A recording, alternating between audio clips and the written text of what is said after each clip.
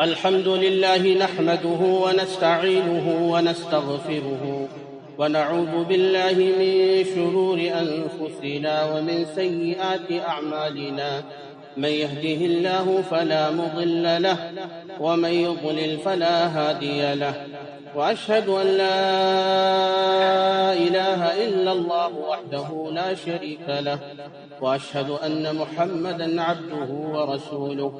يا أيها الذين آمنوا اتقوا الله حق تقاته ولا تموتن إلا وأنتم مسلمون. يا أيها الناس اتقوا ربكم الذي خلقكم من نفس واحدة وخلق منها زوجها وبث منهما رجالا كثيرا ونساء، واتقوا الله الذي تساءلون به والأرحام، إن الله كان عليكم رقيبا. يا أيها الذين آمنوا اتقوا الله وقولوا قولا سديدا يصلح لكم أعمالكم ويغفر لكم ذنوبكم، ومن يطع الله ورسوله فقد فاز فوزا عظيما. أما بعد، فإن خير الحديث كتاب الله، وأحسن الهدي هدي محمد صلى الله عليه وسلم، وشر الأمور محدثاتها، وكل محدثة بدعة، وكل بدعة ضلالة، وكل ضلالة في النار. أعوذ بالله من الشيطان الرجيم. بسم الله الرحمن الرحيم. قاف والقرآن المجيد، بل عجبوا أن جاءهم منذر منهم فقال الكافرون هذا شيء عجيب، أئذا متنا وكنا ترابا ذلك رجع بعيد. قد علمنا ما تنقص الأرض منهم وعندنا كتاب حفيظ، بل كذبوا بالحق لما جاءهم فهم في أمر مريج. أفلم ينظروا إلى السماء فوقهم كيف بنيناها وزيناها وما لها من فروج، والأرض مددناها وألقينا فيها رواسي وأنبتنا فيها من كل زوج بهيج، تبصرة وذكرى لكل عبد منيب. ونزلنا من السماء ماء مباركا فأنبتنا به جنات وحب الحصيد والنخل باسقات لها طلع نضيد، رزقا للعباد، وأحيينا به بلدة ميتا كذلك الخروج. كذبت قبلهم قوم نوح وأصحاب الرس وثمود وعاد وفرعون وإخوان لوط وأصحاب الأيكة وقوم تبع، كل كذب الرسل فحق وعيد. أفعينا بالخلق الأول بل هم في لبس من خلق جديد.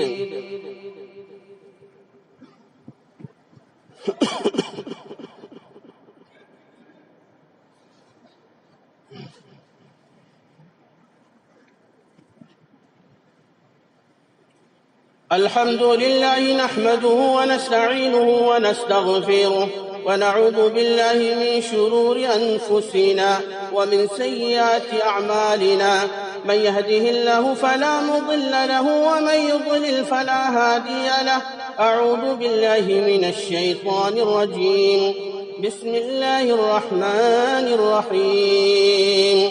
لن تنالوا البر حتى تنفقوا مما تحبون. وقال تعالى: ويؤثرون على أنفسهم ولو كان بهم خصاصة ومن يوق شح نفسه فأولئك هم المفلحون. وہ مسلمان کہاں اگلے زمانے والے، وہ مسلمان کہاں اگلے زمانے والے، وہ مسلمان کہاں اگلے زمانے والے،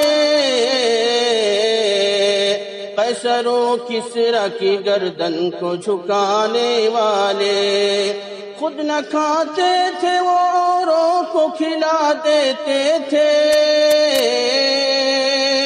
خود نہ کھاتے تھے وہ اوروں کو کھلا دیتے تھے، کیسے صابر تھے، کیسے صابر تھے محمد کے گھرانے والے۔ ساری تعریف، توصیف، بڑائی، بزرگی، کبریائی، عظمت، تقدیس، تحمید، تمجید، حمد اور مدح کے ہر کلمات اللہ رب العالمین ہی کے لیے لائق اور زیبا ہے۔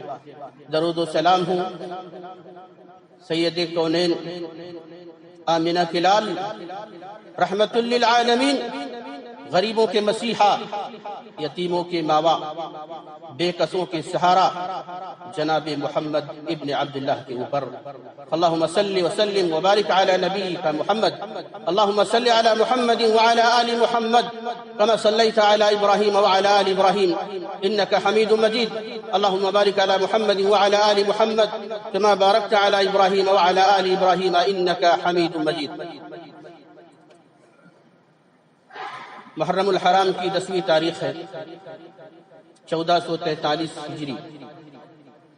کافی ساری باتیں ماہ محرم، فضائل، اسی طرح ماہ محرم بدعات کے گھیرے میں، اسی طرح عاشوراء کے روزوں کی بابت آپ سن چکے ہیں۔ اللہ تعالیٰ ان ساری باتوں پر عمل کرنے کی توفیق سے نوازے۔ یہ عمل ہی ہے۔ ابو جبلہ بیان کرتے ہیں، ایک مرتبہ میں مشہور امام تابعی امام زہری کے ساتھ سفر میں تھا۔ سفر کی حالت میں امام زہری رحمۃ اللہ علیہ نے عاشوراء کا، یعنی آج والی تاریخ کا، محرم کی 10ویں تاریخ کا روزہ رکھا ہوا تھا۔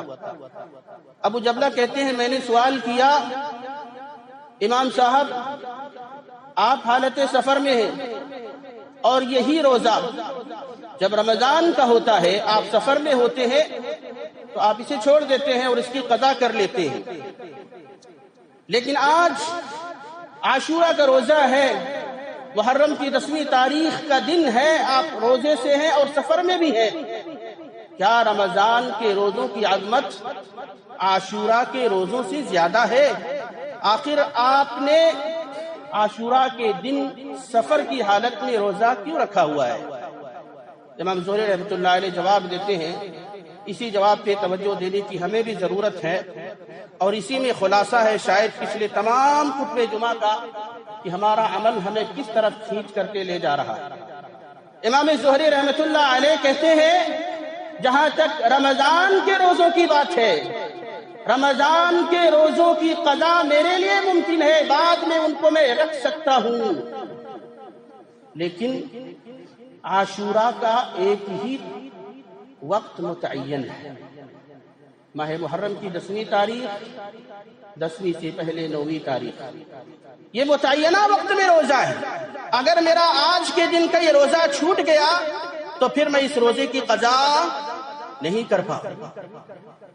روزے کی لالچ امام زہری رحمت اللہ علیہ جیسے خدا ترس انسان کو کیوں تھی اور ہمیں کیوں نہیں ہے؟ روزے صرف رمضان کے نہیں ہیں، ہمارا یہ کہ رمضان کے روزے فرض ہیں، انسان صحیح سالم مسلم العقیدہ، اس کو رمضان کے روزے رکھنے ہی پڑیں گے، نجات نہیں ہے، لیکن سال کے بقیہ اور دنوں میں بقیہ یہ نفلی روزے ایک بندے مسلمان کے لیے جو نوید جافزا مسرت و خوشی کا سامان لے کر کے آتے ہیں، ایک مسلمان کو جنت کے دروازے تک پہنچانے کی کوشش کرتے ہیں، ان روزوں کے اجر و ثواب میں بھی کوئی کمی نہیں ہے۔ آپ نے سنا ہی تھا اللہ کے نبی جناب محمد رسول اللہ صلی اللہ علیہ وسلم کی پیاری حدیث عاشوراء کے دن کے روزے کے متعلق اللہ کے نبی صلی اللہ علیہ وسلم نے واضح لفظوں میں ارشاد فرمایا تھا کہ میں عاشوراء کا روزہ رکھوں گا۔ آپ نے روزہ رکھا، صحابہ کو روزہ رکھنے کا حکم دیا، اور یہی عاشورہ کا روزہ رمضان کے روزوں کے فرض ہونے سے پہلے امت کے اوپر واجب تھا۔ فضیلت کیا بتلائی اللہ کے نبی نے؟ فرمایا نبی خدا صلی اللہ علیہ وسلم نے، جو شخص عاشورہ کے دن کا روزہ رکھے گا، محرم کی 10ویں تاریخ کا روزہ رکھے گا، یہود کی مخالفت میں محرم کی 9ویں تاریخ کا 10ویں کے ساتھ یا پھر 10ویں کے ساتھ 11ویں کا بھی روزہ رکھے گا، اللہ رب العالمین اس ایک دن کا روزہ رکھنے کی وجہ سے پچھلے 1 سال کے سارے چھوٹے چھوٹے گناہوں کی بخشش اور مغفرت فرما دیتا ہے۔ یہ ثواب ہے، اور ظاہر سی بات ہے اس ثواب کی ہمیں ضرورت ہے۔ اس میں جو دوسرا پہلو ہے امام زہری رحمۃ اللہ علیہ کے اس عمل میں، وہ ایثار کا ہے۔ حالت سفر میں روزہ انسان رکھنا چاہے رکھے، نہ رکھنا چاہے نہ رکھے، لیکن یہ امام وقت ترجیح دے رہے ہیں آخرت کو دنیا کی زندگی کے اوپر۔ مسلمان بندے کی زندگی میں ایثار و قربانی ایک اہم حیثیت رکھتی ہے۔ ایثار اور قربانی کا مطلب ہی یہ ہوتا ہے کہ آپ بھی ضرورت مند ہو کسی چیز کے، لیکن اسی چیز کی ضرورت آپ کے کسی دوسرے بھائی کو ہے۔ دوسرے بھائی سے مراد آپ کا وہ مسلم بھائی ہے یا پھر انسانی رشتے میں جڑنے کی وجہ سے انسانی بھائی ہے۔ آپ اپنی ضرورت کو اس کی ضرورت کے لیے قربان کر دیجیے، اس کی ضرورت پہ کام آ جائیے۔ آپ کے پاس لباس ہے، آپ کے بھائی کو خواہش ہے کہ آپ جیسا لباس اس کے پاس ہو، یہ کامل ایمان ہے کہ آپ اپنا لباس اسے اتار کر کے دے دیجیے۔ آپ کے پاس کھانے پینے کا بندوبست ہے، دوسرا آپ کا بھائی ہے جس کے پاس کھانے پینے کے سامان نہیں ہے، آپ کی ذمہ داری ہے کہ اس کو کھانے پینے کا انتظام کر کے دیجیے، اگرچہ آپ کے گھر میں فاقہ ہی کیوں نہ پڑ جائے۔ مثالیں سن لیجیے۔ اللہ کے نبی جناب محمد رسول اللہ صلی اللہ علیہ وسلم کے پاس ایک صحابیہ عورت آتی ہے، کہتی ہے اللہ کے نبی میں نے اپنے ہاتھوں سے ایک چادر بنی ہے، میں اس چادر کو آپ کے لیے ہدیہ کرنا چاہتی ہوں۔ اللہ کے نبی سرور کائنات جناب محمد رسول اللہ صلی اللہ علیہ وسلم صحابہ کے درمیان والی مجلس میں بیٹھے ہوئے ہیں۔ آپ صلی اللہ علیہ وسلم کو اس چادر کی، اس لباس کی ضرورت تھی۔ آپ نے کہا مجھے وہ چادر بے شک ہدیہ کر دو۔ عورت نے وہ چادر ہدیہ کی۔ رسول گرامی صلی اللہ علیہ وسلم وہ چادر لے کر کے اپنے حجرے میں داخل ہوئے۔ دوبارہ حجرے سے جب نکلے تو اس چادر کو تہبند میں تبدیل کر لیا۔ تہبند پہن کر کے صحابہ کی مجلس میں دوبارہ سے آئے۔ ایک صحابی سوال کرتے اللہ کے نبی، یہ آپ کی چادر انتہائی نفیس ہے، تہبند آپ کا انتہائی مبارک ہے، میں چاہتا ہوں یہ چادر مبارک آپ مجھ کو دے دیجئے۔ رسول اللہ صلی اللہ علیہ وسلم نے کچھ بھی نہ سوچا، آپ دوبارہ سے اندر گئے، اپنے لباس کو چینج کیا، تبدیل کیا، اور وہ چادر صحابہ کی مجلس میں پہنچائی، اس لیے کہ جس میرے صحابی نے کہا تھا وہ چادر مجھے دے دے، یہ چادر اس کو دے دی جائے۔ صحابہ دوسرے ساتھی اس صحابی کے جو وہاں موجود تھے انہوں نے کہا لعنت، ملامت کرنے لگے کہ وہ ساتھی تمہیں تو معلوم ہے کہ جناب محمد رسول اللہ صلی اللہ علیہ وسلم کو اس چادر کی ضرورت تھی، عورت نے وہ چادر ہدیے میں دی، گفٹ میں دی، آپ نے چادر کو قبول فرما لیا، لیکن یہ تم نے کیا کیا کہ وہی چادر مبارک رسول اکرم صلی اللہ علیہ وسلم کی دوبارہ سے آپ نے مانگ لی، تم نے مانگ لی۔ وہ صحابی کہتے ہیں وہ میرے ساتھیوں، اس چادر کو یقیناً مجھے ابھی تو ضرورت نہیں ہے، لیکن میں نے یہ چادر اس لیے مانگی ہے تاکہ جب میں انتقال کر جاؤں میری روح قفس عنصری سے پرواز کر جائے، میں اللہ کو پیارا ہو جاؤں، مجھے کفن دیا جائے، کفن میں یہی نبی اکرم صلی اللہ علیہ وسلم کے جسم مبارک سے ٹچ کھاتی ہوئی چادر میرے کفن میں لگائی جائے، اس لیے میں نے وہ چادر مانگی، ورنہ دنیا کی زندگی میں مجھے اس چادر کی کوئی ضرورت نہ تھی۔ لباس تھا، چادر رسول اللہ صلی اللہ علیہ وسلم کو اس کی ضرورت تھی، حدیث کے الفاظ ہے، وہ گفٹ میں تھا، صدقہ نہیں تھا۔ صدقے کا مال رسول اللہ صلی اللہ علیہ وسلم کے لیے اور آپ کے اہل بیت کے لیے جائز نہیں ہے۔ صدقے کا مال نبی نہیں دیا کرتے تھے، لیکن یہ ہبہ تھا، ہدیہ تھا، گفٹ تھی، اس کو آپ نے قبول کیا۔ مگر ایک صحابی نے جب سوال کر لیا تو صحابی کے سوال کر بیٹھنے پر آپ نے وہی چادر انہیں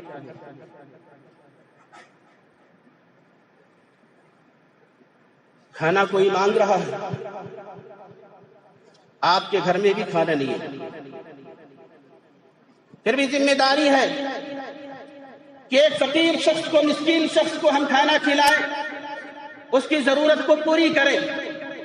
یہیں سے دوسری مثال آپ سنیے، کہتے حضرت ابو ہریرہ رضی اللہ تعالی عنہ، آپ صلی اللہ علیہ وسلم کی محفل مبارک لگی ہوئی ہے، سجی ہوئی ہے، ایک شخص دور سے آتا ہے، سوال کرتا ہے، اللہ کے نبی میرے گھر میں لگاتار کئی دنوں سے فاقہ ہو رہا ہے، میں بھی فاقہ زدہ ہوں، مصیبت کا مارا ہوں، بھوک لگی ہے، پیاس لگی ہے، مجھے کھانا پانی کا انتظام کروائیے۔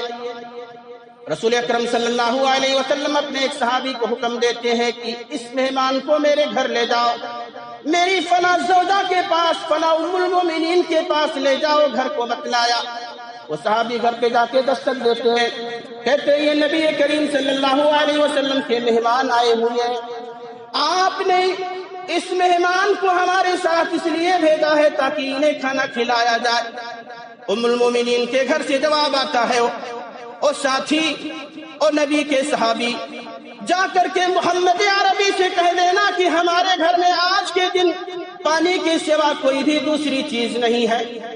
صحابی آ کر کے رسول اللہ صلی اللہ علیہ وسلم کے پاس ماجرا سناتے ہیں، آپ نے اسی صحابی کو اپنی دوسری ام المومنین کے گھر بھیجا، وہاں سے بھی یہی جواب ملا، تیسری ام المومنین کے گھر بھیجا۔ ام المومنین کون؟ یعنی نبی اکرم صلی اللہ علیہ وسلم لگاتار اپنے ہی گھر اس صحابی کو بھیج رہے ہیں، اس لیے کہ میرے اس فقیر ساتھی کو، میرے اس بھوکے ساتھی کو، میرے اس فاقہ زدہ ساتھی کو کھانا کھلایا جائے، ان کی مہمان نوازی کی جائے۔ سبحان اللہ، نبی اکرم صلی اللہ علیہ وسلم کے ساری بیویوں کے گھرانوں سے جواب ایک ہی آتا ہے، اے اللہ کے نبی، اے میرے صحابی ساتھی، نبی کے صحابی جا کر کے نبی سے کہہ دینا آپ کی بیویوں کے گھروں میں سوائے پانی کے آج کے روز کچھ بھی نہیں ہے۔ اللہ کے نبی صلی اللہ علیہ وسلم تک یہ اطلاع پہنچائی جاتی ہے۔ اب آپ صلی اللہ علیہ وسلم اپنے صحابہ کے درمیان اعلان کرتے ہیں، او میرے ساتھیوں، یہ میرا مہمان آیا ہوا ہے، فاقہ زدہ ہے، اس نے بھوک و پیاس کی شکایت کی ہے، کمزوری سے نڈھال انتہائی کمزور ہو چکا ہے۔ میں کہتا ہوں میرا یہ اعلان ہے، آج کی رات میرے اس مہمان کو کھانا کون کھلائے گا؟ جو میرے اس مہمان کو کھانا کھلائے گا، ضیافت کرے گا، اس کی اللہ رب العالمین اس کے اوپر اپنا خاص رحم و کرم نازل فرمائے گا۔ اعلان کی ضرورت پڑ گئی۔ ایک صحابی اٹھتے ہیں، ہمارے شوق کے ابو طلحہ انصاری، کہتے ہیں اللہ کے نبی یہ آپ کا مہمان ہے، یہ میرا مہمان ہے، میں اسے اپنے گھر لے جانا چاہتا ہوں، کھانا کھلا کے لاؤں گا۔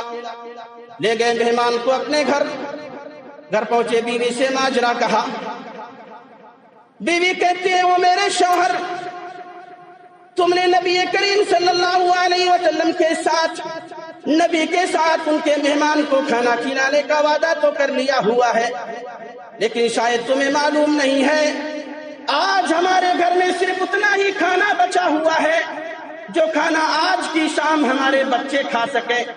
بچوں کے کھانے اور خوراک کے علاوہ ہمارے گھر میں کوئی دوسرا کھانا نہیں ہے۔ ابو طلحہ انصاری کہتے ہیں بیوی بات تو صحیح ہے، ماجرا یہی ہے، لیکن میں نے نبی سے وعدہ کیا ہے، نبی کا یہ مہمان آیا ہوا ہے، نبی کے مہمان کو دوبارہ کھلائے ہوئے واپس میں نبی کے پاس لے کر کے جانے والا نہیں، کھانا کھلانا ہی پڑے گا۔ ایک ترکیب بتاتا ہوں، جب شام ہو جائے، رات تھوڑی اندھیری میں تبدیل ہو جائے، اندھیرا چھا جائے، مہمان کو نبی کے پاس سے میں اپنے گھر بلا کے لے کے آؤں گا۔ مہمان جب پہنچے گا دروازہ کھول دینا، اور جو بچوں کا کھانا ہے، بچوں کی جو خوراک آج کے دن بچی ہوئی ہے، یہی کھانا دسترخوان پر سجا دینا۔ جب وہ مہمان کھانا شروع کرے، کھانا شروع کرنے سے پہلے، بلکہ مہمان کے دروازے سے داخل ہوتے ہی وقت جو چراغ جل رہا ہوگا اس چراغ کو بجھا دینا، ہمارا کام ہو جائے گا۔ مہمان آئے، ابو طلحہ انصاری رضی اللہ تعالیٰ عنہ کے گھر میں داخل ہونا شروع ہوئے۔ کھانا تیار، پورا دسترخوان پہ سجایا گیا۔ دونوں میاں بیوی بھی دسترخوان کے ارد گرد مہمان کے ساتھ بیٹھ گئے، اور منصوبے کے مطابق بیوی نے چراغ کو پہلے سے ہی بجھا دیا۔ مہمان کھانا کھانا شروع کرتا ہے۔ پیٹ بھر کر نبی کریم صلی اللہ علیہ وسلم کے مہمان نے کھانا کھایا، شکم سیر ہو گئے، لیکن ان کو اندازہ یہ نہیں کہ جس کے گھر میں میزبان بن کر کے آیا ہوں اس میزبان کے گھر میں کھانا تھا بھی یا نہیں۔ انہیں یہ بھی اندازہ نہیں کہ ہمارا یہ میزبان ابو طلحہ ہمارے ساتھ میں کھانا کھا رہے ہیں یا نہیں۔ کھانا کھلا دیا دونوں نے، بچوں کو پہلے ہی بھوکا سلا دیا تھا، بعد میں یہ پوری رات بھوکے پیٹ سو گئے۔ صبح ہوتی ہے، سرور کائنات جناب محمد الرسول اللہ صلی اللہ علیہ وسلم کو عرش بری سے اللہ رب العالمین کے پاس سے خبر پہنچائی جاتی ہے کہ جس شخص نے آپ کی محفل مبارک میں آپ کے مہمان کو کھانا کھلانے کا وعدہ کیا تھا، اس کے گھر کا ماحول کیسا تھا؟ اس کے گھر میں کوئی کھانا نہیں تھا۔ میاں بیوی نے منصوبہ بنایا، انہیں کھانا کھلایا۔ اللہ تعالیٰ نے ان دونوں صحابی کے بارے میں فرمایا، رسول اللہ صلی اللہ علیہ وسلم نے اپنے الفاظ میں اللہ کا جملہ نقل فرمایا، قد عجب اللہ من صنیعکما اللیلہ۔ او میرے صحابی ابو طلحہ اور ابو طلحہ کی بیوی، آج کی رات تم دونوں نے جو نیک عمل کیا ہے، بیوی نے چراغ بجھا دیا، تم نے بچوں کو پہلے سلا دیا، تم نے بھی کھانا نہیں کھایا۔ چراغ بجھنے کے اندھیرے میں مہمان کو یہ محسوس ہوتا رہا کہ شاید تم دونوں نے بھی کھانا تناول فرما لیا ہے۔ یہ ایسا نیک عمل ہے کہ اللہ رب العالمین کو تم دونوں کا یہ نیک عمل انتہائی پسند آیا۔ اللہ رب العالمین تمہارے اوپر خاص رحم و کرم کا معاملہ فرمائے گا۔ وَيُؤْثِرُونَ عَلَىٰ أَنفُسِهِمْ وَلَوْ كَانَ بِهِمْ خَصَاصَةٌ، اوروں کو اپنے نفس کے اوپر ترجیح دیتے ہیں، اگرچہ ترجیح دینے والے شخص کو انتہائی ضرورت پہلے سے خود ہی کی نہ ہو۔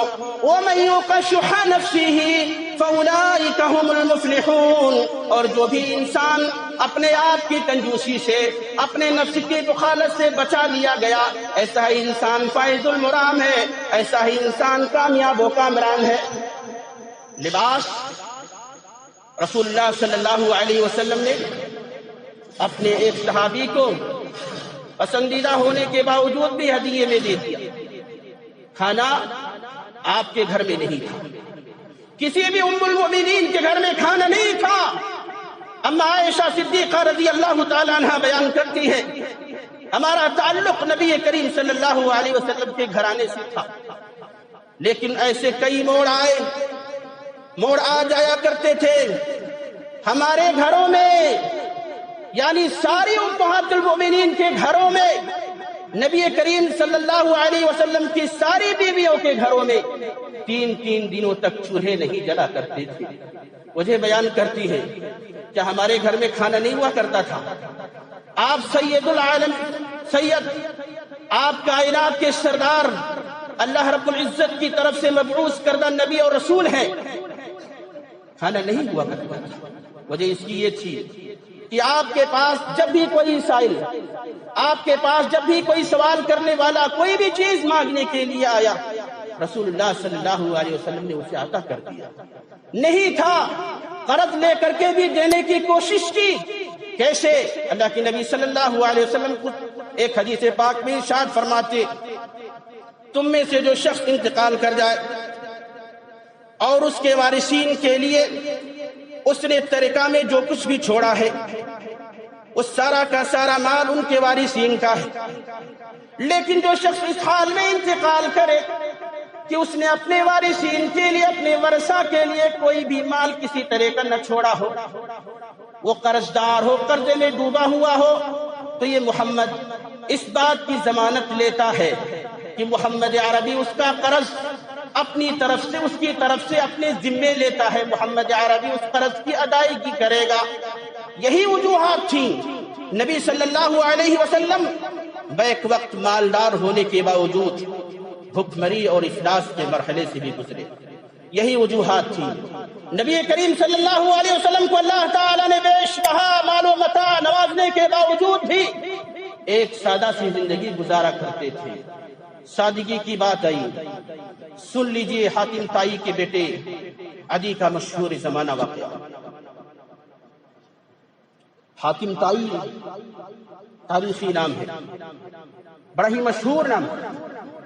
یمن کے اندر بسنے والا ایک شہزادہ، یمن کے خطے پر مکمل طور پر حکومت اور سلطنت کرنے والا شہزادہ حاتم طائی سخاوت و فیاضی میں انتہائی مشہور، خاص طور پر ضیافت اور مہمان نوازی میں صفِ اول میں رہنے والا شخص۔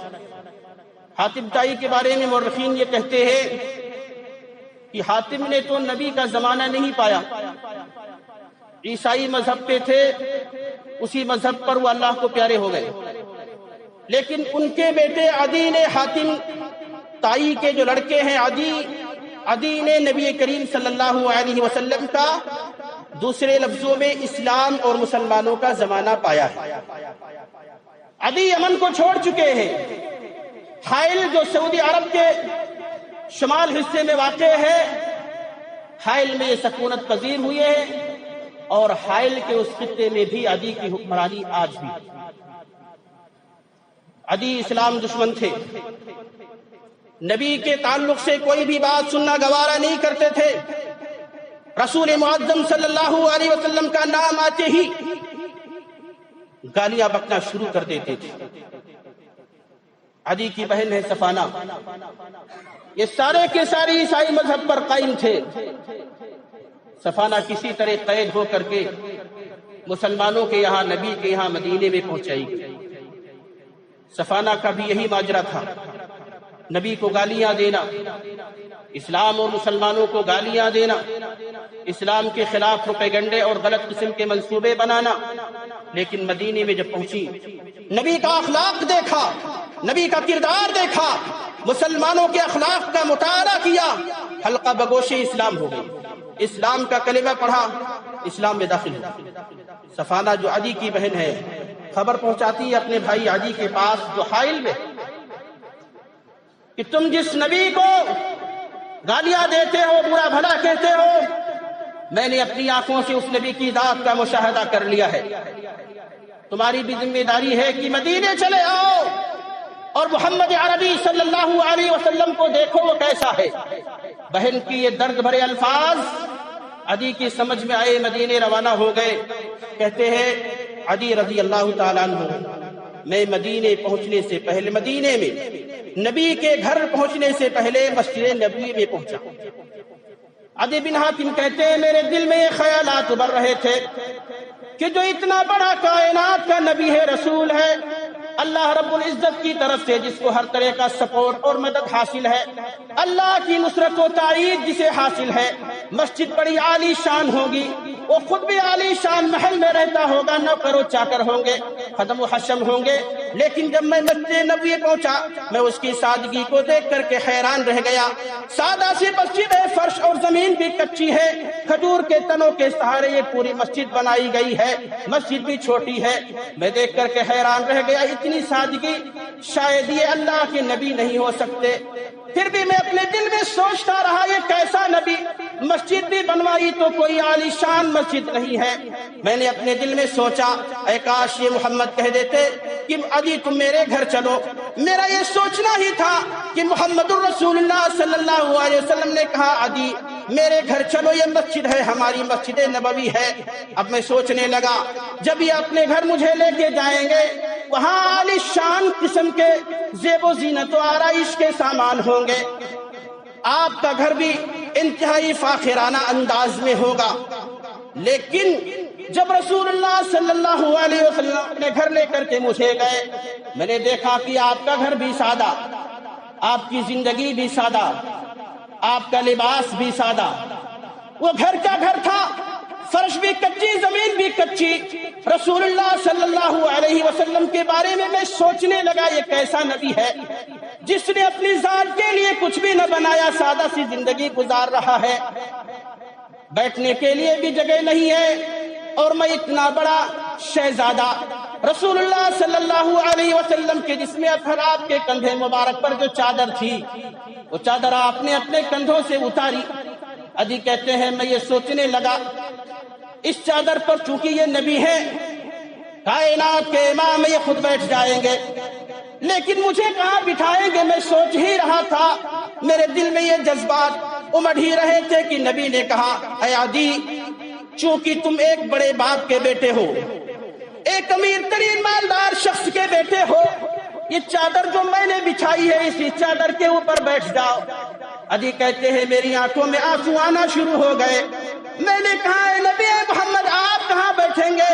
محمد الرسول اللہ صلی اللہ علیہ وسلم نے کہا عدی میرے بیٹھنے کی فکر نہ کرو، یہ تو اسی کچی زمین کے اوپر بیٹھ جائے گا۔ نبی کریم صلی اللہ علیہ وسلم اسی کچی زمین کے اوپر بیٹھ گئے، میں آپ کی چادر مبارک پر بیٹھ گیا۔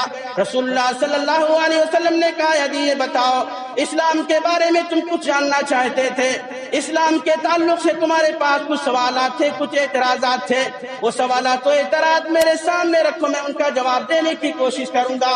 عدی بن حاتم کہتے ہیں اللہ کے نبی آپ اپنا ہاتھ آگے تو بڑھائیے، اتنے اعلی اخلاق، اتنا بلند کردار، کائنات کا امام، کائنات کا نبی اور رسول ہونے کے باوجود آپ نے وہ عزت مجھے عطا فرمائی، آپ نے جو عزت مجھے عطا فرمائی ہے اس بات کا بین ثبوت ہے کہ آپ کائنات کے نبی اور رسول ہو، آپ امام ہو۔ اپنا ہاتھ آگے بڑھائیے، میں اسلام قبول کر لیتا ہوں۔ سوالات پہلے تھے، حائل میں جب میں تھا میرے پاس سوالات تھے، نبی ایسا ہوگا، نبی کا مذہب ایسا ہوگا، محمد کے ساتھی ایسے ہوں گے، لیکن میں نے ان تمام کے خلاف پایا۔